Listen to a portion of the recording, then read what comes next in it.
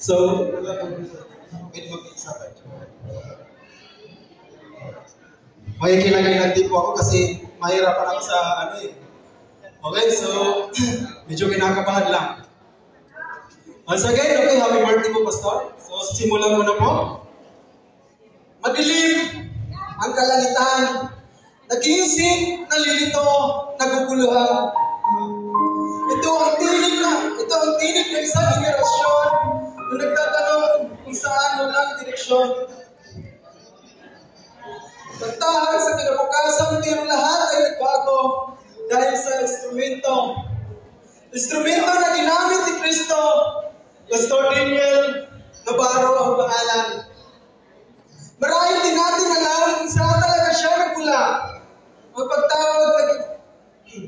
Ang pagtawag ay nag-uumpisa, ngunit ang pinakamahalaga ay siya ang nagsimula.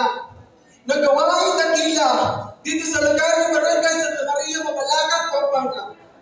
Nalubos na pinagpala. Madalas nakikita kitang nakangiti kahit may bagyo o malakas na ulan. Kitang-kita ko sa iyong lawi kahit ikay nakangiti.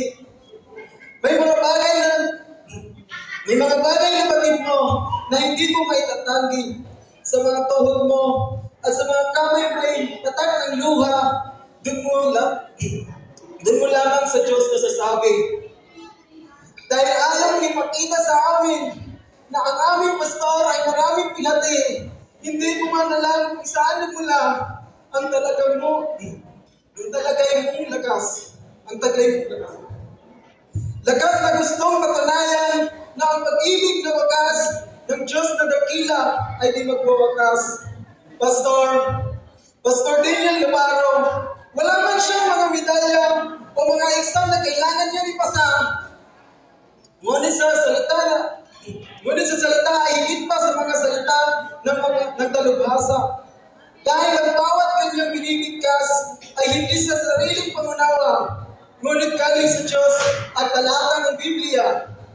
Saan ka man nagmula o nakuha mong diploma, ako pa rin ay masaya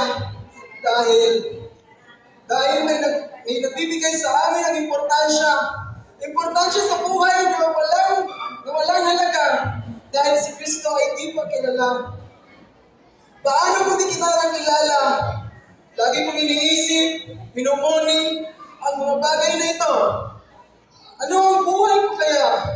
Ano ang buhay namin kaya? Oo, si Kristo ang nagpapabago. Ngunit kung walang pustido, na kami ay ituwid.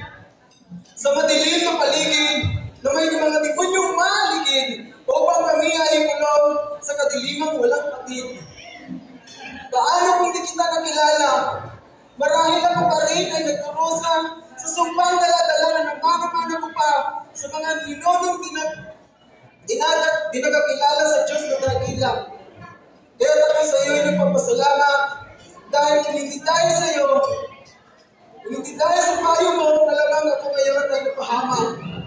At ikaw na yun ay pinagpala dahil sa iyong panalangin na ganap ang mga himala.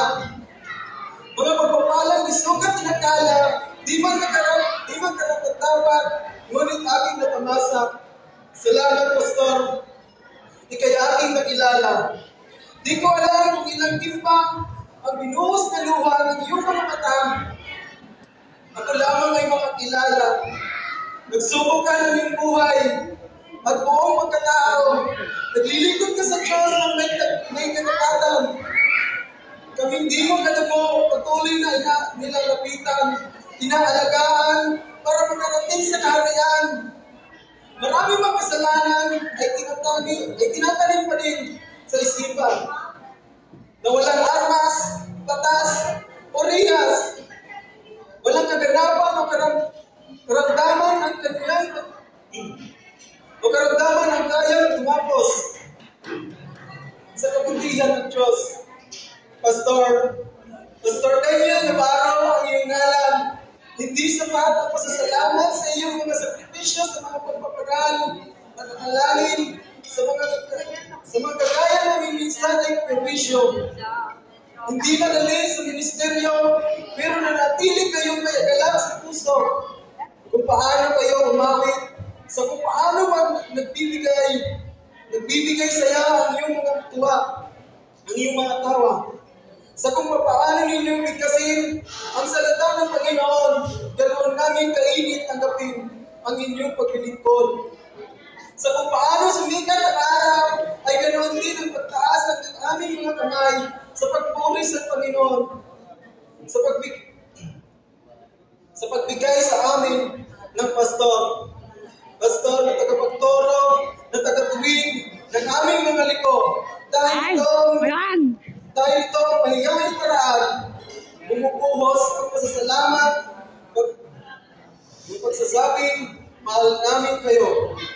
Pastor Daniel Navarro, ang iyong galang, na tunay kami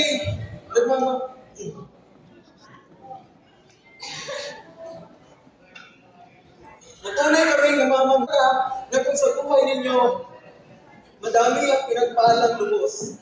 Dahil kayo mismo, Pastor Daniel Navarro, ang isang pinakamagandang biyaya sa amin galing sa may kamay. Maraming salamat po, Pastor Daniel, and happy 70th birthday. Pasensya na po kayo sa aking bukas. Thank you po. Yes, thank you so much for the power.